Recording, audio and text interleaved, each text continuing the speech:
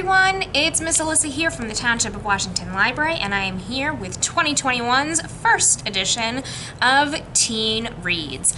So the books that I have for you today, these are oldies but goodies. I feel like this is a good new year, same you, but enhanced. I hate saying new year, new you, because you should be yourself and you should be true to yourself, right? Always. But I have some books that will just enhance you or help you live your more authentic life or help you reach some of your goals. So these are oldies but goodies. These are all on our nonfiction shelf, and I really like them. So we're gonna get started. The first one that I have is the Self-Esteem Habit for Teens, 50 Simple Ways to Build Your Confidence Every Day. This is by Lisa M. Schab. So this is your daily dose of self-esteem. Are you your own worst critic? So many of us are, right? Do you compare yourself to friends, classmates, and celebrities, or people on social media? You aren't alone.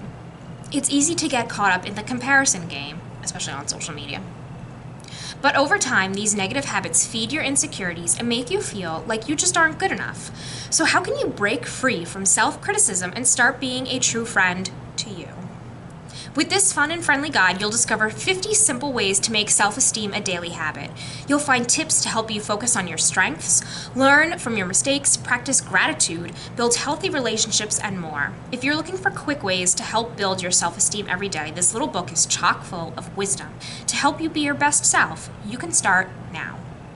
The author, Lisa Schab, is a licensed clinical social worker and has a private counseling practice.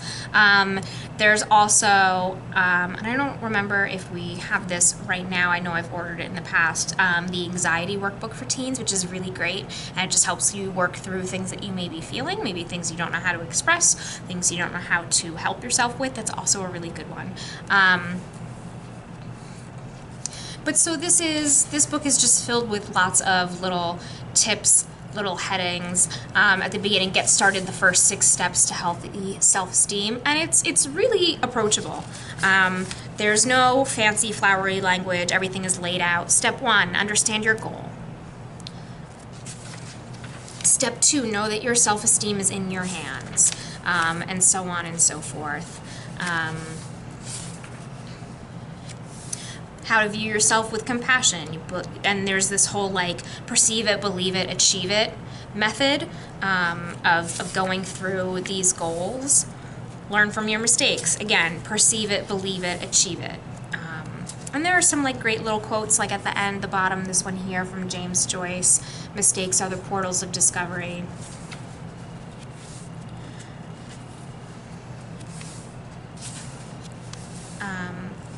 Live from your authentic self. How to perceive it, how to believe it, things that you can say, little affirmations, and then how else can you achieve it. And there are also little activities in here.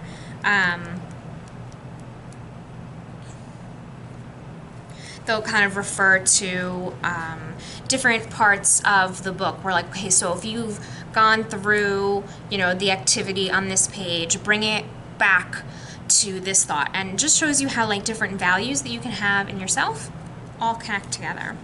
And it's just a nice little book just to read, even if you're not going to fully commit to the exercises, or you're kind of not sure. Maybe you're at the stage where you're like, oh, this is a little hokey because you don't know how to approach it. You definitely can pick this up and see how you feel and apply it to your own life. And I think this is a great way to start the new year, just believing in yourself and being yourself. It's the way to be. Another one that's fun that has to do with emotions, this one's just fun. This one's just really fun. I really like this. It's called The Emotionary, a dictionary of words that don't exist for feelings that do. And maybe you're working on getting in touch with your emotions. Maybe you're going to journal this year and write down how you feel every day or every week.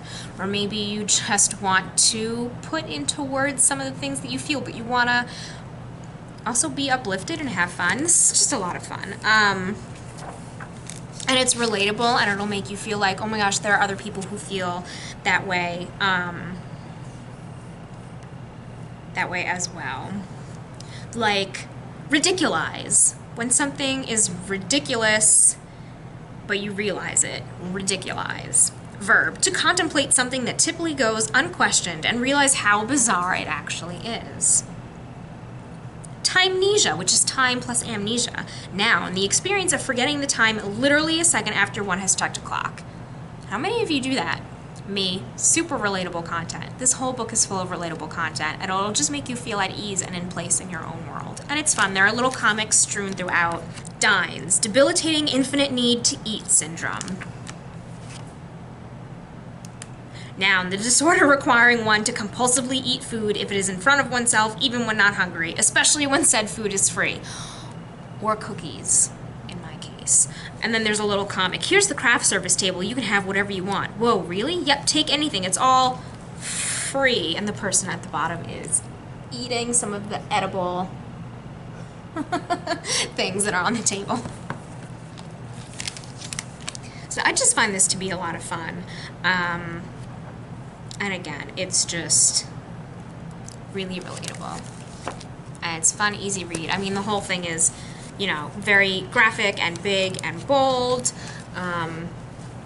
You know, this is not hard reading. This is fun reading. So I thought that was a good choice too. More ways to be your authentic self, or to help your family help you be your authentic self. I love these two. There's a whole series of these books. You may recognize them. They're in our teen room. They are so helpful. They're so friendly, approachable, clear, and easy to understand, and most importantly, inclusive. And if this is important to you and you want to share this with your family, your friends, or read it to self-affirm yourself, they're here for you. So this is a quick and easy guide to they, them pronouns, and a quick and easy guide to queer and trans identities. So first of all, I love the style of these. This is by Mady G and J.R. Zuckerberg. And an easy guide to they, them pronouns is by Archie Bongiovanni and Tristan Jimerson. And they're comics. They're comics. They're really easy to approach. They are very informative. They're very helpful. So whether it's for yourself because you want to reaffirm who you are, or you want to share this with friends or a family member, perfect for all ages, really approachable, really friendly.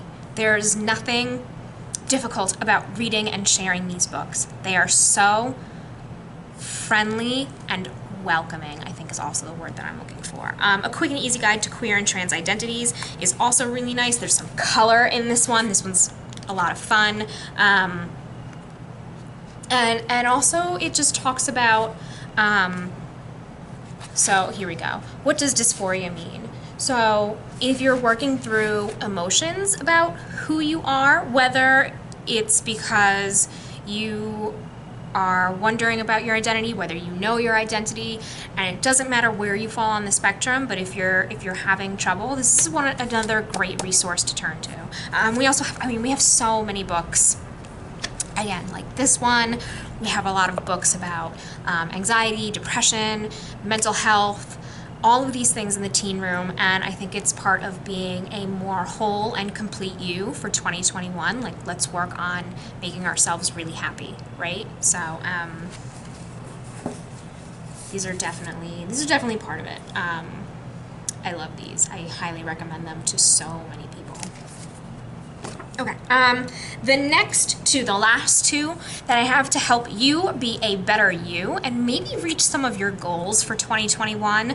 These are, one of these is like an oldie but a goodie, and this other one is not that old. It only came out in 2019, and I know so many people, their goal is to share how they feel. They want to write, whether it's screenwriting, playwriting, book writing, short stories, poems. These two books are here for you. So the first one is Spilling Ink, a Young Writer's Handbook by Annie Mazer and Ellen Potter. And the next one is by Allie Carter. You may have read some of Allie's books. This is called Dear Allie, How Do You Write a Book? And on the spines of the books are the names of authors who have also contributed to this book. Jesse Andrews, Holly Black, Cassandra Clare, Melissa De La Cruz, Shannon Hale, Alan Gratz, Marie Lu, Marissa Meyer, Julie Murphy. So many different recognizable names. Gordon Corman, who so many of you have probably been reading since you were a little kid. So these are just 2 things to help you reach your goals. And I know that writing is really big. Writing and art are really big, and they're important to us, and we should honor that inside of us, that creative side of us that wants to express, because it's healthy, it's good for you, and it's fun. So I'll read the blurbs to you on the back of Spilling Ink. For years, I have been thinking about writing a how-to book for kids who want to write. Now, I don't have to. Anne and Ellen have crafted a wonderful, funny, wise book about how to craft a wonderful, funny, wise book. That when eager young writers send me a letter seeking my advice, I can now simply say, read this. Okay, so we're going to take a look at the inside of the book. Here are the contents. There's Ready, Set, Go. First drafts, inspiration. Part 2, crafting your story. Characters, story ideas, plot, who's telling your story, starting points, settings. And part 3, that goes on and on and on. Part 3, the writer's brain, which talks about you. And your readers and what to do, criticism, dealing with the writing process, dealing with writer's block. What is your identity as a writer?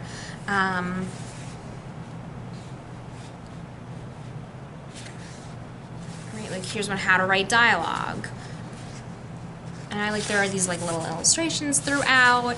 Text is really approachable. Title tattle, a few measly words. These cute little illustrations just to be engaging. And then how do you write a book? Have you always wanted to write a book but don't know where to start? Or maybe you're really great at writing the first few chapters but you never quite make it to the end. Or do you finally have a finished manuscript but you're not sure what to do next? Fear not, if you have writing-related questions, this book has answers. Whether you're writing for fun or to build a career, best-selling author Ally Carter is ready to help you make your work shine with honesty, encouragement, and humor. Filled with practical tips and helpful advice, Dear Ally is a treasure for aspiring writers at any stage of their careers. It offers a behind-the-scenes look at how good books get made, from idea to publication, and gives you insight into the writing process of some of the biggest and most talented YA authors writing today. And I like the format of this. There's a lot of bold text. They're like these little tables. Oops. Someone's reading log just fell out from 2 summers ago. There are lots of headings, so you can kind of see what's most important to you at a glance. There are all these little tables or little bubbles where other authors chime in, answer questions, talk about the topic at hand. Introduction, getting ready, planning your book, building your world, creating your characters, developing your plot, finding your process, starting your first draft, editing your book, beating your writer's block, writing a series, publishing your book, and planning your future. And I love the dedication on this one from Ally. It's to all the kids who think someone like them can't do it, from someone who used to think that too, but did it anyway. So there's your table of contents. And this one is just also really encouraging, but also informative. Do I need an agent? Did you find your agent right away? How am I supposed to get an agent when I don't know any? How do you do the research? How do you make a story meaningful? How do you make your work important? How do you find time to write? And then how to plot out your charts, your plot, how to find your beginning, middle, and end. This is just really informative and really fun. Again, I know there are a lot of creative teens, and I know that with the internet and social media, it's become so easy to share your writing and yourself and your creative self. And if you want to do more with that, these books will definitely help you out. And I encourage you to go for it. Totally go for it. No one says that when the calendar changes to a new year, everything has to change. And like I said, it shouldn't be new year, new you. It should be new year, your favorite you, an enhanced you, a happier you. Don't change yourself, be yourself. And so I hope that you'll take a look at some of these books or some of the other similar books in our nonfiction section. If you're not sure exactly what you're looking for, you think maybe something similar to these but not quite these, send me an email. My email address is on the front page of our website. It's in our newsletter every month, our email newsletter every month that you can sign up for, and I can help you find the right book, whether it's about mental health, getting ready for college, studying, being yourself in your body and learning about yourself. Whatever it is, I can help you find the right book. But I hope that these give you a good start, and I hope that you have a wonderful new year, and I'm glad that you are all joining me here in 2021. And that is it. I will see you next month for some more fun and engaging and awesome teen reads. Bye, everyone.